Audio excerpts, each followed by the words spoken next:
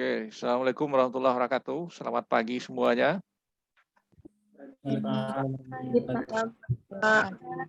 Nah, kita praktikum kedua akan menggunakan aplikasi Microsoft Visio, yaitu mempraktekkan bagaimana membuat dan mengimplementasikan konteks diagram dan DFD.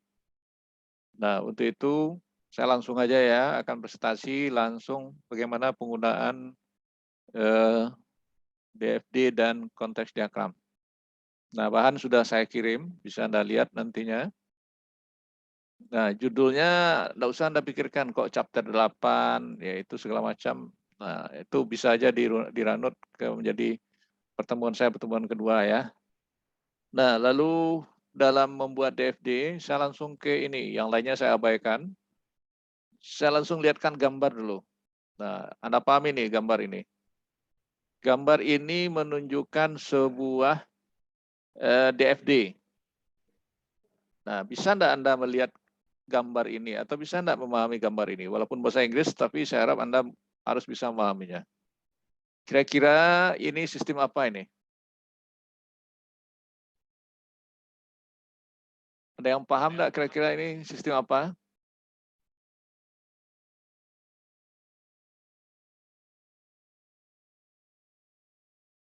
Ada yang bisa jawab? Setelah Anda melihat itu, di mana posisinya kira-kira?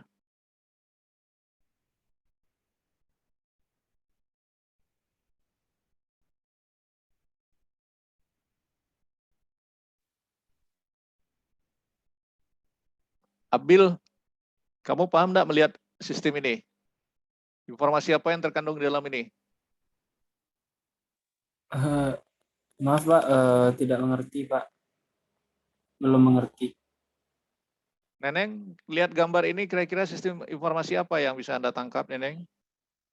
Belum terlihat searching Oh, sorry. masih Oh, sorry. bola dia. Belum terlihat. Coba saya ulang lagi. Ini sudah terlihat belum? Sudah, Pak. Sudah. Coba Anda lihat. Kira-kira ini apa sistem yang bisa kita informasikan di sini?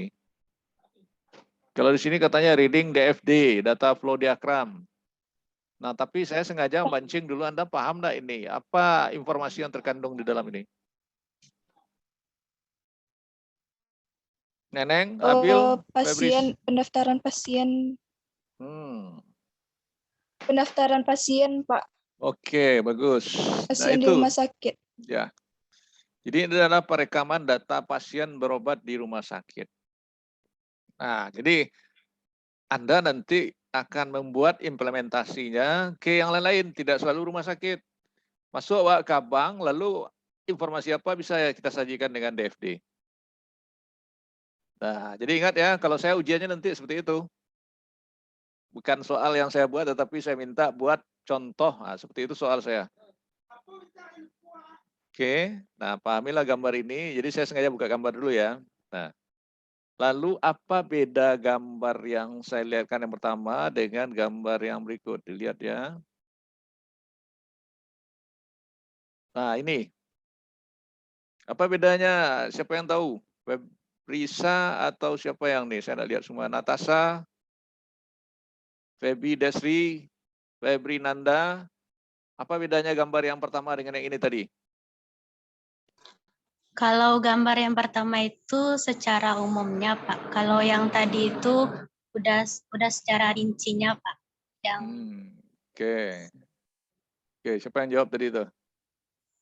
Mila, Pak.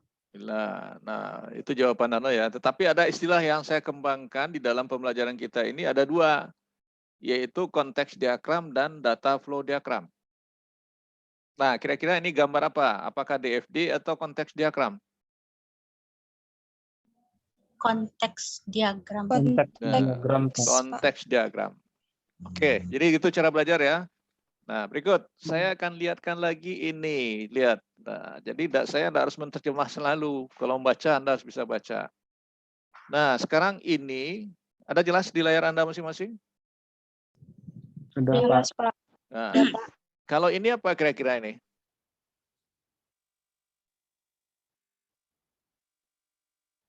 bagian-bagian data flow diagram. Terus yang lain, ada yang tahu? Kita menyimpulkan aja, apa nih kira-kira setelah Anda melihat gambar? Simbol. Iya, jawabannya simbol. Nah, sederhana aja. Jadi sudah 3 yang harus Anda pahami.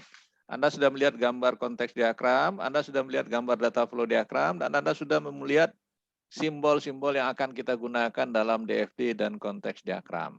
Nah, itu kuncinya. Lalu bagaimana Anda menganalisa dari sebuah sistem yang terjadi dalam perjalanan pekerjaan, atau dari mana saja nantinya, sehingga Anda bisa membuat informasi yang disederhanakan dalam bentuk diagram ini. Oke, nah itu dia. Saya lanjut.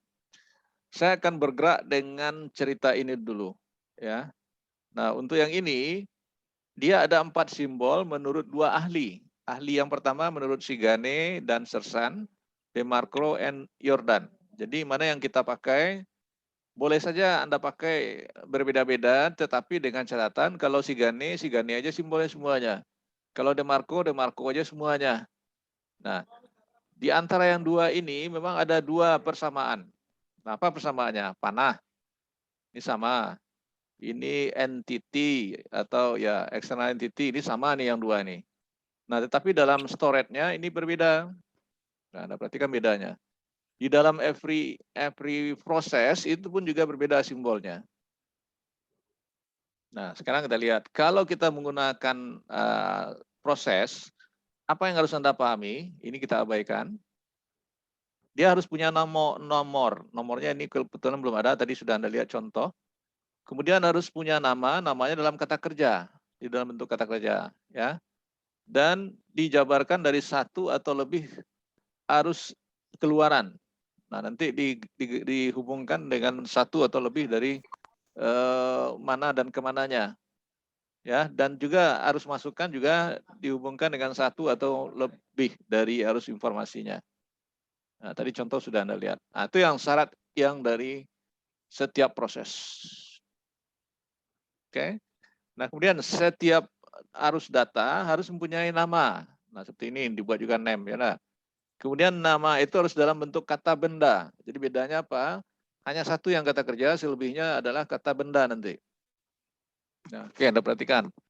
Nah, jadi setiap arus informasi itu mempunyai keterangan dan mempunyai 1 atau lebih koneksi ke sebuah proses. Jadi penghubung ke sini ini bisa lebih dari 1 nantinya.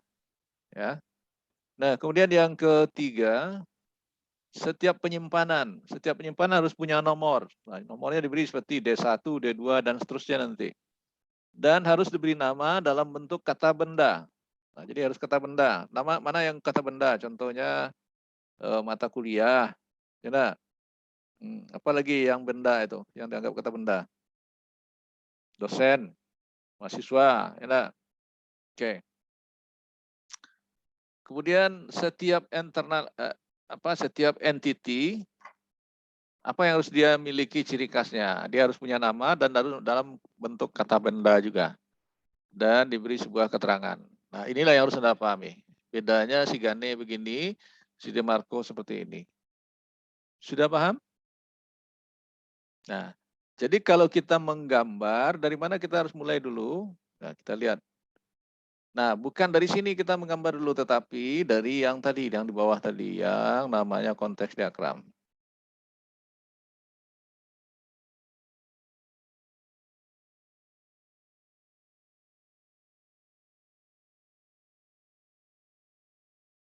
Nah, dia lama sekali ketemunya nih. Nah, ini. Jadi kalau Anda pergi ke suatu rumah sakit atau membayangkan sebuah sistem informasi di rumah sakit, Anda harus paham siapa saja yang akan terlibat dari entity yang ada di rumah sakit tersebut sebagai sumber dan tujuannya. Ya. Nah, kalau Anda ke rumah sakit, pasti Anda akan berhadapan dengan seorang dokter. Nah, maka digambarkanlah garis besarnya atau konteks diagramnya dalam bentuk seperti ini. Siapa yang sebagai sumber, siapa yang sebagai yang kita tuju. Nah, seperti ini dia. Jadi Anda sebagai pasien, lalu berhadapan nanti dengan seorang dokter. Nah, karena dibuatkan dalam sebuah sistem yang berbasis komputer, maka inilah dalam rekaman sebuah sistem informasi pasien. Nah, kemudian si pasien ngapain? Nah, ini si pasien mencari informasi di sistem komputer, ya, atau dari sebuah aplikasi. Si dokter juga mencari informasi dari sistem informasi ini. Nah, kemudian pasien memberi laporan ke dokter. Nah, itu kira-kira garis besarnya tadi. Itu konteks diagramnya. Nah, sekarang kalau kita putar cerita ini, kalau Anda di kampus, nah, Anda sebagai apa dan apa tujuan Anda? Nah, siapa yang tahu? Yasmir, Sidik, paham enggak maksudnya? Kalau kita udah berada di kampus, Anda sebagai apa? Mahasiswa, Pak. Ya, mahasiswa. Lalu tujuannya apa? Belajar, Pak, menuntut ilmu. Nah, kalau belajar di mana posisinya ini? Apakah sebagai proses atau sebagai entity? Entity, Pak. Nah, salah. Hah? Kalau belajar sebagai proses. Oh, belajar proses, Pak. Nah, kalau yang dituju itu siapa? Belajar dengan siapa? Dengan dosen, Pak. Nah, berarti Anda rubah ini. Mahasiswa dan dosen. Lalu PBE di sini terjadi PBM. Atau ya itu udah semacam singkatannya seperti itu aja. Proses belajar mengajar. Nah, seperti Anda belajar sekarang kan Anda berhadapan dengan sistem. Sistemnya apa? Moodle atau portal Simunida. Nah, siapa yang ada di dalam itu? Mahasiswa dan dosen. Oke, sudah paham? Sudah 2 contoh? Nah, sekarang dari konteks diagram kita buat turunannya, kita kembangkan. Ibarat kita membuat turunan bab. Nah, kita lihat di sini. Nah, turunan bab itu terjadi seperti yang Anda lihat ini tadi. Nah, pasien menganyam kegiatan prosesnya, menemukan data pasien di sistem, print data pasien. Nah, kalau ada yang bisa di-delete atau bisa diedit, di-update ke sini. Kemudian ya teruskan menambah data pasien kalau pasien baru ke sini. Jadi dalam sebuah sistem itu yang kita kembangkan langkah-langkahnya atau stepnya. Jadi beranggaplah Anda sebagai pasien baru ke sini. Kalau Anda sebagai pasien lama ke sini dia. Ya, dan seterusnya langkah-langkahnya. Saya singkat aja seperti itu. Kira-kira mengerti Febrisa? Mengerti, Pak. Jadi saya contohkan ya, saya ada konsul di Rumah Sakit Yosudarso. Saya itu berhadapan dengan sistem dia. Jadi kalau saya sudah pasien lama, berarti saya ke sini aja, ke ini aja, mencari di WA dia. Nanti dari WA itu dimainkan oleh operator, mengupdate data saya, jadwal konsul saya dan segala macamnya dengan dokter dan serta jamnya nanti. Tapi kalau saya sebagai pasien baru langsung ke sini, add ini. Nah, begitu. Oke, bisa dipahami. Nanti kembangkanlah yang mungkin Anda buat dalam sebuah aliran sistem informasi dengan catatan Anda mengayomi dari suatu aktivitas ya. Kalau Anda tidak mengayomi, tidak tahu nanti. Nah, itu kira-kira perbedaan antara konteks diagram dan data flow diagram. Nah, data flow diagram ini masih bisa dikembangkan. Sehingga pengembangannya apa? Kalau satu ini kita kembangkan nanti menjadi 1112. Atau ini tidak ada kita kembangkan. Yang kita kembangkan yang mana? Update data pasien 41, 42, 43. Apa 41-nya? Nah, mungkin ganti alamat atau ganti polikliniknya atau ganti apanya, jam tayang konsulnya dan segala macamnya. Oke? Nah, itu ibarat turunan bab. Lanjut. Kita lihat kesimpulan dari ini. Saya tidak menjelaskan slide ini semuanya ya. Slide ini harus jelaskan semuanya, bingung nanti. Ada formatnya yang mudah Anda pahami lagi. Ibarat kita membuat ini. Ini. Coba Anda lihat ini. Jadi Anda berangkat dari konteks diagram membuatnya, lalu nanti dipecah menjadi DFD level 0. Nah, kenapa level 0 tidak level 1? Karena konteks diagram dianggap sebagai level sebagai level dasar. Kemudian pemecahnya itu dianggap sebagai level 1. Kemudian level 0 dulu ya, level 0, level 2, dan seterusnya. Jadi tergantung Anda beri nomor. Kalau nomornya di sini level 1, berarti ini level 2 lagi. Jadi kembali kepada Anda memberi penomoran. Ya. Nah, itu yang harus Anda pahami. Lalu kalau kita lihat format seperti ini, sudah pahamkah Anda mengembangkan sebuah konteks diagram dan data flow diagram?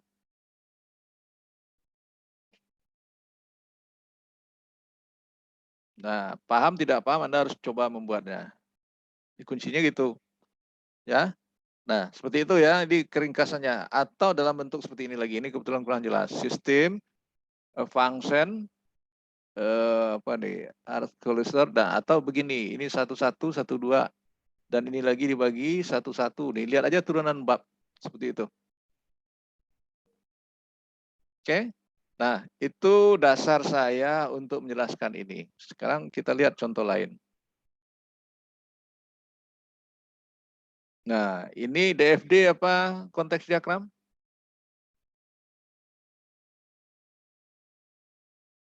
DFD. DFD. Ya, DFD dia. Tetapi ini dia menunjukkan yang error katanya. Apanya yang error nih? Nanti kita lihat aturannya ya. Oke. Nah, kita lihat lagi yang lain contoh.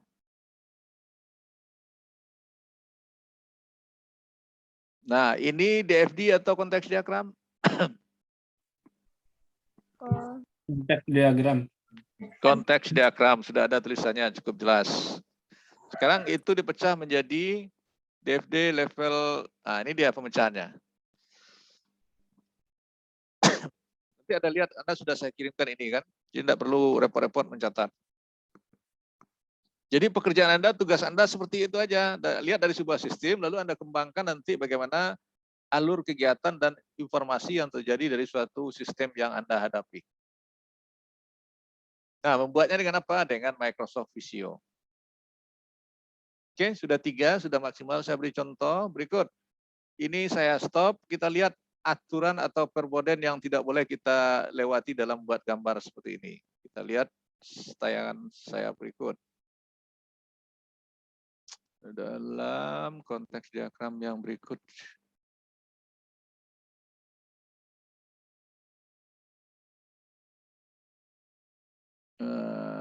Ini diperhatikan sebentar.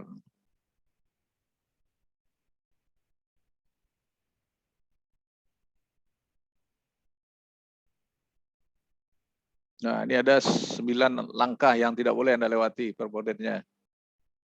Oke, ini simbolnya sama dengan yang tadi, ya.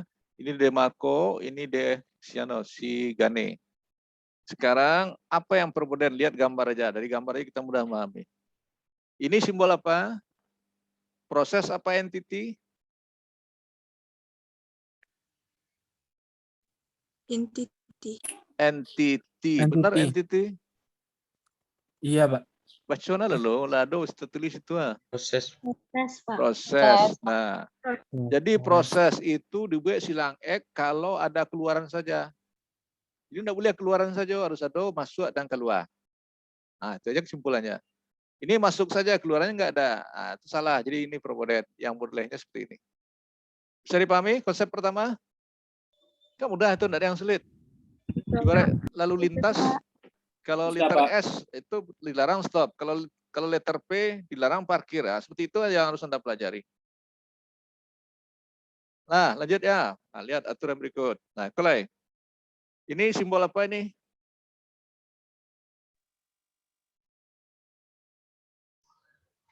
Simbol apa? Entity, Pak. Main di Entity. jadi teko-teko. Tadi kalau ada simbol di Pak tunjukan tuh. Ada bahasanya di situ, tidak lo paham tuh. Data. Data, apa yang data? Proses, Pak. Nah, anak mau teko-teko tuh do. Ada Data labe. store, Pak. Hah? Data store. Ya, data store. Nah, kalau data store gimana? Nah, coba lihat Siko. Dari data store ke data store enggak boleh ya. Dari proses ke data store enggak boleh ya. Dari data store ke proses enggak boleh ya. Lalu yang benarnya gimana? Lihat di kanan. Nah, itu aja mempelajarinya. Jadi yang diizinkan data store itu, Pak, data store itu harus melalui proses, keluar data store lagi. Lalu dari proses, dari entity ke proses, lalu keluar data store, itu boleh. Atau dari data store ke proses menjadi entity, itu boleh. Nah, lalu mau aturan yang harus Anda ingat. Nah, tidak usah apa, lihat sih gambar itu, Biko. Nah, berikut, lihat. 2 entity yang langsung tidak boleh. Jadi mengenai yang bolehnya, nah seperti ini. Entity, proses, lalu entity. Nah, pahami. Jadi kalau Anda buat gambar, jangan tak sembarangan gambar ya. Nah, lalu ini lagi. proses langsung ke data store dengan panah timba balik. Tidak boleh, harusnya melalui dua arus informasi. Pak tuh dipecah panahnya. Tadi panah timba balik, kini panahnya C arah kanan, C arah ke kiri. Oke. Lalu siklus proses, lihat ada siklus proses lewat seperti ini, nggak boleh. Yang boleh seperti ini gimana? Kalau arus informasinya sama. Nah, boleh dibuat model itu. Nah, tolong dipahami. Nah, kira-kira itu yang akan terjadi seperti ini. Kalau ada yang Anda buat seperti ini, prosesnya itu boleh-boleh aja. Ya, mana tahu ketemu nanti. Nah, berikut, lihat lagi. Nah, lalu ada dua proses melalui ke panah, bukan ke panah, nggak boleh. Yang boleh itu seperti ini. Nah, kan mudah memahaminya itu. Walaupun bahasa Inggris di Siko, yang penting awak memahami. Lalu ada pula sebuah proses aliran informasinya berputar ke dalam tubuh lihat. Tidak boleh, harusnya putarannya gimana? Lihat seperti ini. Jadi proses A ke B, dari B ke C. Nah, seperti itu yang boleh. Nah, dipahami seperti ini. Kalau ada terjadi seperti itu. Nah, udah berapa tuh? Udah 8, udah 9. Nah, udah selesai itu aturannya. Sekarang Anda lihat. Ini benar enggak DFD-nya? Nah, di sinilah saya melihat nanti DFD benar atau tidak Anda buat. Coba lihat itu. Benar atau enggak? Salah. Salah. Nah, bagaimana yang benarnya? Ini kan enggak boleh seperti ini. Nah, ini terjadi payment data ini. Berarti di sini apa? Simbol apa yang cocok di sini? Kita hanya mengganti simbol. Simbol Proses. proses. Ya, simbol proses. Lihat jawabannya di bawah tadi. Nah, ini yang benarnya. Nah, inilah siklus A tadi yang terjadi. Oke, mudah-mudahan dengan seperti ini Anda bisa paham. Silakan Anda lihat nanti ya, nanti Anda disuruh buat tugas masing-masing, jangan berbeda. Ini KFC. Nah, enggak boleh lah nanti orang buat KFC, wak McDonald, enggak boleh lah itu. Orang puskesmas di Kuranji, wak puskesmas di Bukit Tinggi, enggak boleh itu. Nah, jadi pahami, nanti Anda bisa buat sistem parking. Nah, buat sistem parking di rumah sakit, buat sistem parking di pasar, enggak boleh ya. Jadi masing-masing Anda itu harus berbeda, tidak ada. Jadi enak saya mengasih ujian kepada Anda tidak bisa copy paste punya teman. Anda harus punya ide sendiri-sendiri. Nah, oke, ini lanjut, stop. Nah, sekarang sudah penjelasan saya. Membuatnya dengan apa? Gunakan Microsoft Visio. Ini saya stop, saya demo Visio. Nah, untuk demo Visio, buka Visio nanti di laptop Anda. Kalau tidak ada, diinstal. Kalau tidak pandai menginstal, cari tanpa install. Kalau tidak pandai juga, beli yang baru. Jadi serba mudah semuanya, tidak ada yang sulit. Jadi kalau yang tidak pandai itu beraja. Nah, cari Visio. Ini Visio sudah aktif. Nah, begitu saya buka, tampil seperti ini. Kalau yang sudah seperti ini, mana yang kita ambil, Pak? Ambil saja yang basic flowchart. Nah, klik basic flowchart. Nah, keluar seperti itu. Kalau kecil dia besarkan. Nah, seperti itu. Oke.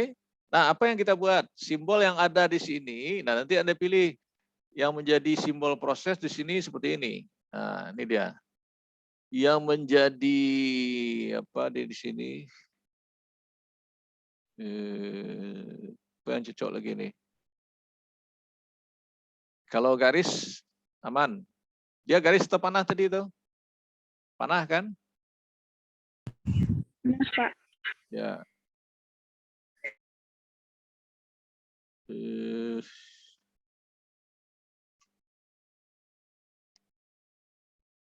Nah, ini kalau kotak yang seperti ini, pendapat siapa yang kita pakai itu? Si Demarco atau si Gane? Mana lagi yang cocok simbolnya ini? Sebentar.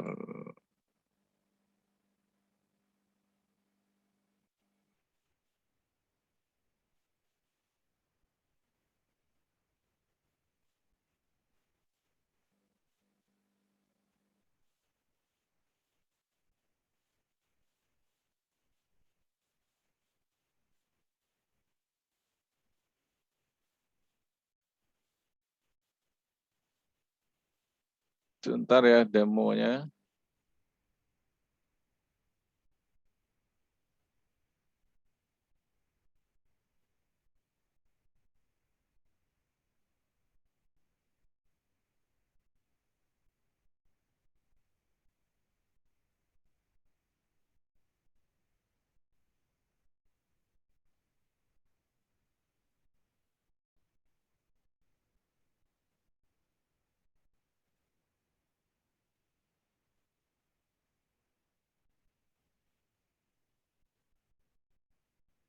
Nah, ini. Jadi simbolnya yang sebagai entity proses ini, ya saya ulang lagi. Nah, sebagai proses saya tidak bisa menggunakan yang sama dengan ini. Nanti saya gunakan ini. Nah, kalau kecil nanti diperbesar. Oke. Lalu untuk data store dengan Visio, ini bisa enggak ya? Nah, ini bisa. Ini data store. Nah, oke, ini menurut siapa yang bisa kita pakai ini? Nah, lalu untuk panah, kita ambil panah nanti yang, nah ini panah enggak dia nih? Ah, enggak, berarti belum ada panah, saya cut ini.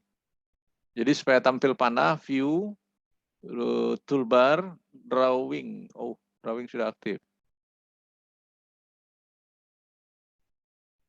Nah, ini panah.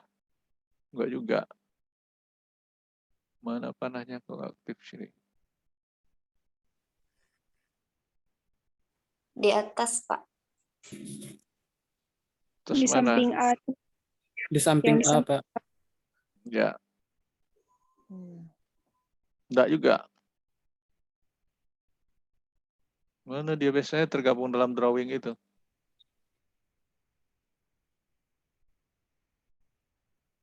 Bisa kok, Pak. Otomatis Yang bisa ya, tadi, Pak. Pak. Tapi biasanya otomatis, Pak, kalau digabungin. Hah? Kalau Kalau disambungkan, Pak, Udah. dari kotak. Oke, sudah. Nah, ini dia. Nah, sekarang yang Anda buat itu apa? Ya, saya hanya ngasih contoh. Buat yang seperti ini. Nah, buat seperti ini dalam artian nanti tugas Anda itu membuat kasus masing-masing. Ini tidak ada yang sulit ini. Di setel ini ya. Tarik ke bawah. Wah, ini terlalu besar. Nah, saya buat seperti ini aja. Nanti ketik di dalamnya pasien. Bahasa Indonesia, bahasa Inggris boleh. Pasien. Nah, lalu tempat urutannya tidak harus seperti gambar ini. Tergantung Anda bagaimana yang rapi dan yang bagus. Ya, nah, ini mau cepat, copy juga bisa. Nah, letakkan di sini. Ini contoh-contoh ya.